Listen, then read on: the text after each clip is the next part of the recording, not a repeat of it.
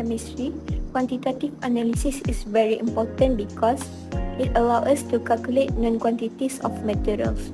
For example, how much product can be made from a known starting material, or how much of a given component is present in a sample. Quantitative analysis is a methodology used for determining the amount of a chemical in a sample. The amount is always expressed as a number with appropriate units. In quantitative analysis, there are two types. First is volumetric analysis, where we measure the volume of unknown. Second is gravimetry analysis, where we measure the weight of the unknown. So for our chosen topic, we decided to choose volumetric analysis. We will look into the volumetric analysis. So volumetric analysis is a quantitative chemical analysis that are used to determine a quantity of analyte, which is the unknown, using volumes of reagents of known concentrations and the knowledge of the stoichiometry of the reactions between the reagents and the analyte. For example, titration technique. Finally, we look into our chosen application, which is titration. Titration is a process in which a standard reagent of known concentration from a burette, which is the titrant, were added to a solution containing analyte until the reaction between the analyte and the reagent reacts completely. For the titration types, we choose acid-base titration because we believe that acid-base titrations are very helpful in daily life application. And in this case, we choose titration technique in winemaking. This is the theory about this topic. What is wine? Wine is an alcoholic beverage made with the ferment juice of grapes. Technically, any fruit is capable of being used for wine.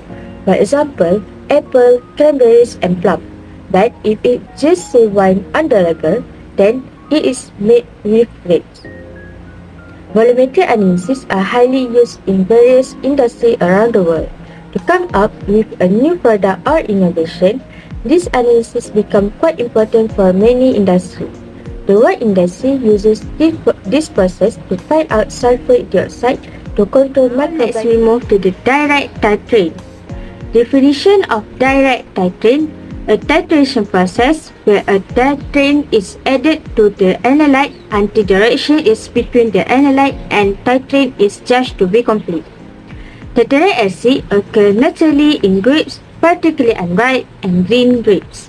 A dicarboxylic acid, which means it includes two carboxylic acid functional group.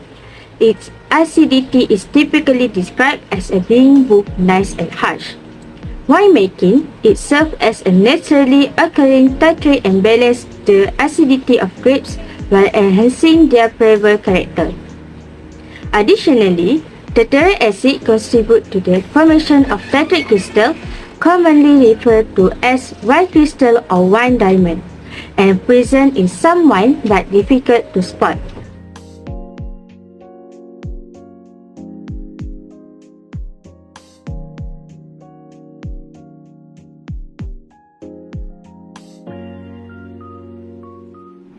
Let's discuss about the titration of tartaric acid, a weak acid, with sodium hydroxide, a strong base. When these two react, they undergo a neutralization reaction which will produce sodium tartrate, and we'll move on to the methodology. Firstly, fill the burette with sodium hydroxide solution, making sure there are no air bubbles. Record the initial volume. Secondly, pipette the tartaric acid into conical flask. Add 2 to 3 drops of phenolphthalein as an indicator to indicate the endpoint of the titration by changing color. Ensure that the burette is securely clamped and be careful when pipetting to avoid any splashes. For the titration process, titrate the tartaric acid in the conical flask with sodium hydroxide from the burette slowly by shaking the flask until the indicator color changes, indicating the endpoint of the titration. Repeat 2 to 3 times for accuracy and record all the readings in a table. Remember to add the sodium hydroxide slowly, especially when approaching the endpoint, to avoid overshooting. Consistent mixing is crucial for an accurate endpoint determination. Now, let's move to the result of the experiment. In the experiment, we have a rough titration and accurate titration in order to get a successful result. How to measure the acidity in wine? In this experiment, we already know the concentration of 2 mol of sodium hydroxide is 0.097 mol. So the first step that we have to do is to calculate the average of titral volume. To do that, we have to take our titral volume. We have 16.65 plus 16 plus 16.3 plus 17 divided by 4. So we will get the average of titral volume, which is 19.49 milliliter. Now we can find the number of moles sodium hydroxide that equal concentration times volume. So our concentration is 0.097 mol per liter times 0.01649 liter, and we will get the answer is 1.59 times 10 to the power of negative 3 mol. After that, we can calculate the number of mole of tartaric acid equal half the number of mole of sodium hydroxide, and we will get 7.59 times 10 to the power of negative 4 mol. And from that, we can calculate the final concentration of tartaric acid. We already know that the volume of tartaric acid that we use is 20 milliliter. So we can calculate the concentration of tartaric acid, which we get 0.039 mol per liter. The total acidity concentration of wine is usually represented in gram per liter. So we need to do a basic conversion to convert the volume into gram per liter. So the final answer is 5.88 gram per liter. The last step that we need to do, measure the acidity in wine, is to calculate the percentage of weight per volume, because often people want to know how much acid percentage is actually in the wine. The mass we have is 5.88 and the volume is 1000 milliliter times 100%, and we will get 0.58%.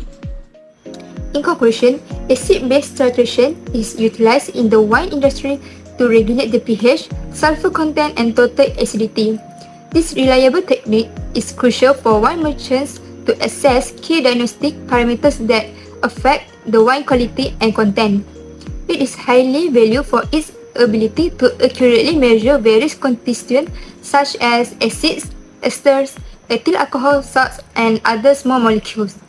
This factor significantly impact quality attributes, allowing merchants to carefully control wine chemistry throughout the process and also preserving the product's integrity.